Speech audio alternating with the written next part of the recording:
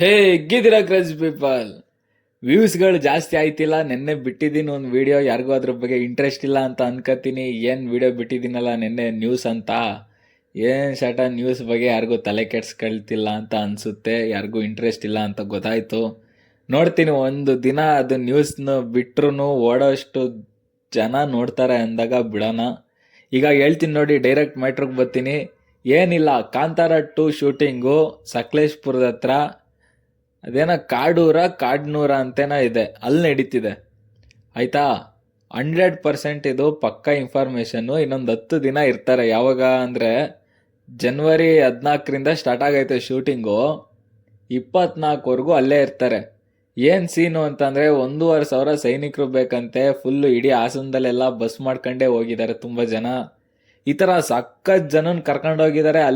ಅಲ್ಲಲ್ಲೇ ಇರೋ ಅಂಥ ಊರಿನಲ್ಲಿರೋ ಅಂಥ ಜನನ ಕೂಡ ಕರ್ಕೊಂಡಿದ್ದಾರೆ. ಹೆಂಗಿದೆ ಗೊತ್ತಾ ಫೆಸಿಲಿಟಿ?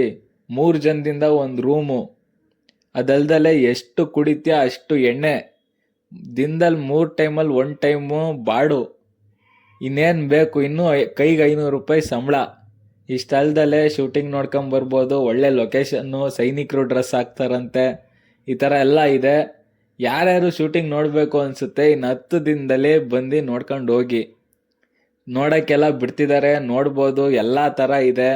ಆರಾಮಾಗಿ ಬನ್ನಿ, ಆರಾಮಾಗಿ ನೋಡ್ಕೊಳ್ಳಿ, ಚಿಲ್ ಮಾಡ್ಕೊಂಡು ಹೋಗಿ. ಇನ್ನೇನು ಕಾಂತಾರ ಶೂಟಿಂಗ್ ಮುಗೀತೈತೆ ಅಷ್ಟೇ. ಇಷ್ಟು ಹೇಳೋಕ್ಕೆ ಇಷ್ಟಪಡ್ತೀನಿ. ಮತ್ತು ಇದನ್ನಾದರೂ ನೋಡಿ ವ್ಯೂಸ್ ಮಾಡಿ. ಇನ್ನೇನು ಇಲ್ಲ, ಕಾಂತಾರ ಬಗ್ಗೆ ಇನ್ನು ನೆಕ್ಸ್ಟು ಬರೋ ಇದರಲ್ಲಿ ಅಪ್ಡೇಟ್ ಕೊಡ್ತೀನಿ, ಅಪ್ಡೇಟ್ ಕೊಡ್ತಾನೆ ಬರ್ತೀನಿ.